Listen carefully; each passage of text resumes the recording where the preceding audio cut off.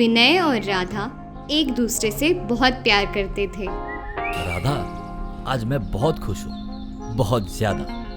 क्यों, क्या हुआ? मैंने माँ को हमारे बारे में बता दिया और वो तुम्हारे घर तुम्हारा हाथ मांगने आएगी। अरे वाह, ये तो बहुत अच्छी बात है। पर राधा, एक प्रॉब्लम है। क्या? माँ को कुत्तों से नफरत है और तुम्हें कुत्तों से प्यार। अगर वो तुम्हारे घर आई और उन्हें कुत्ते देखे तो पता नहीं क्या हो। मैं अपने कुत्ते मेरी मामा के यहाँ भिजवा देती हूँ कुछ दिनों के लिए। ठीक है, पर क्या तुम उनके बिना रह पाओगी? अब आदत तो डालनी ही पड़ेगी ना।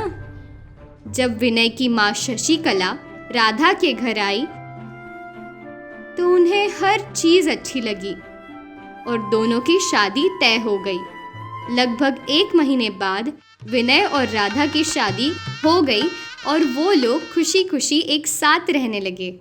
शादी के कुछ दिनों बाद राधा को अपने पालतू कुत्तों की याद आने लगी। वो उन्हें मिस कर रही थी।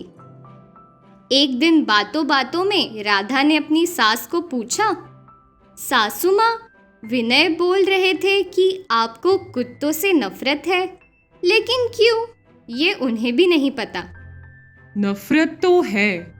मैं बहुत छोटी थी जब अकेले सूरज ढलने के बाद गांव में घूम रही थी।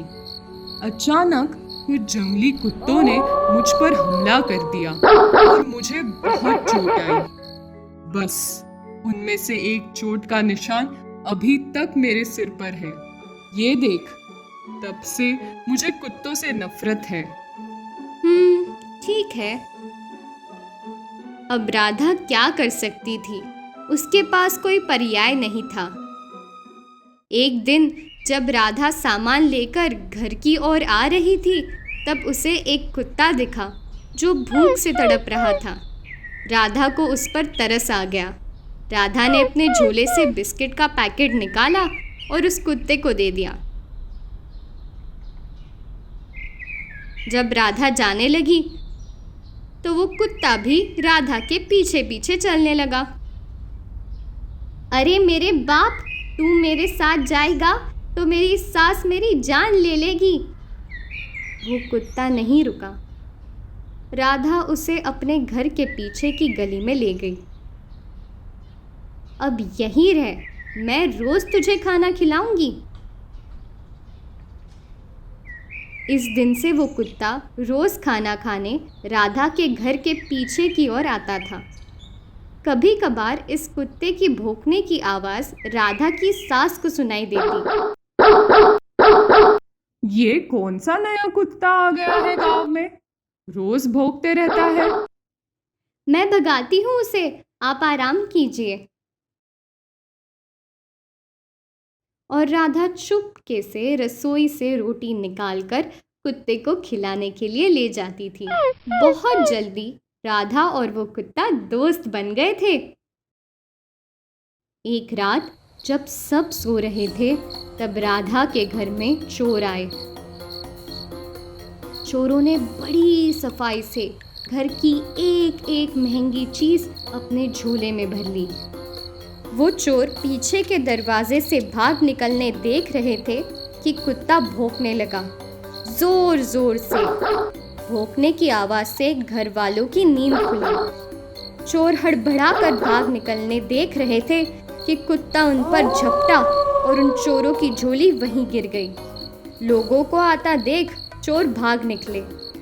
वो झोली कुत्ते ने खींचकर राधा को दे दी। ये देखकर शशिकला को भी अचंभा हुआ। सासू माँ, माना आपको कुत्ते पसंद नहीं, पर कुत्ते होते बड़े वफादार है। इस बेचारे को मैं छुप छुप कर रोटी खिलाती थी और देखिए, इसने हमारा सारा धन हमें लौटा दिया। तुम ठीक कह रही हो। आज से मैं खुद इसे रोटी खिलाऊंगी।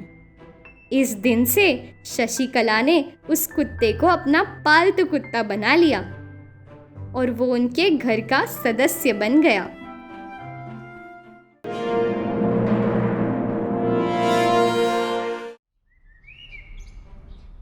लता आज बहुत खुश थी क्योंकि विदेश से उसके बेटे विकी का फोन आया था।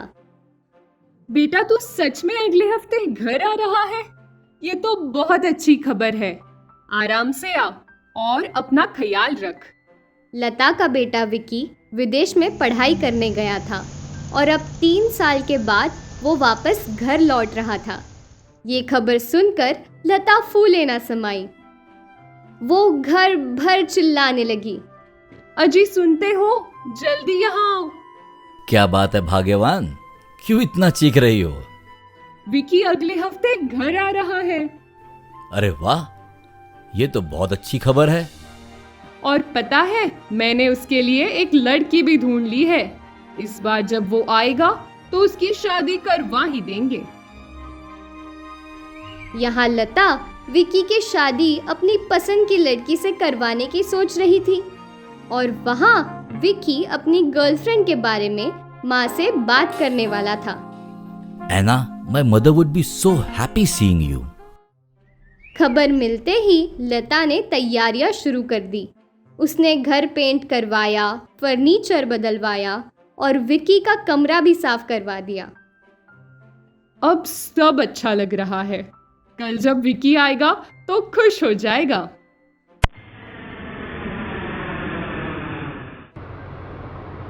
अगले दिन बेल बजते ही लता पूजा की थाली लेकर दरवाजे पे पहुंची। अपने बेटे को देख बहुत खुश हुई, पर विकी बार बार पीछे देख रहा था। हे एना, कम हियर। लता ने एना को देखा और वो थोड़ी चौंक गई। ये तेरी दोस्त है क्या? नहीं माँ, ये आपकी होने वाली बहू है एना। ये सुनकर लता को झटका लगा। साथ ही उसके बुने हुए सारे सपने टूट गए। लेकिन उस वक्त लता ने कोई बखेड़ा नहीं बनाया। विकी और एना घर आए और पापा के पैर छुए। खुश रहो, हमेशा खुश रहो। बेटा तुम लोग बहुत थक गए होंगे, जाकर फ्रेश हो जाओ। जी पापा। विकी एना को अपने कमरे में ले गया। यहाँ लता उदास हो गई। मुकेश उसे समझाने लगा, अरे क्या फर्क पड़ता है, बहू हमारे पसंद की हो या विक्की के पसंद की, उसको जिंदगी बितानी है। अच्छा है कि वो अपनी पसंद की लड़की के साथ बिताए। पर एक फिरंग, मेरी सारी सहेलियां मेरा मजाक उड़ाएंगी।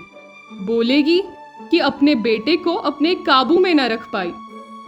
अब जो है तो है, बाकी तुम समझदार हो, जितनी जल्दी समझ जाओ उतना अच्छा है। लता इस बात से उदास थी। उसकी सारी एक्साइटमेंट जा चुकी थी, पर उसने विकी से कुछ नहीं बोला। दोपहर बाद एना लता की मदद करने किचन में गई। Do you need any help? कुछ मदद करूं मैं? नहीं, मैं सब कर दूंगी।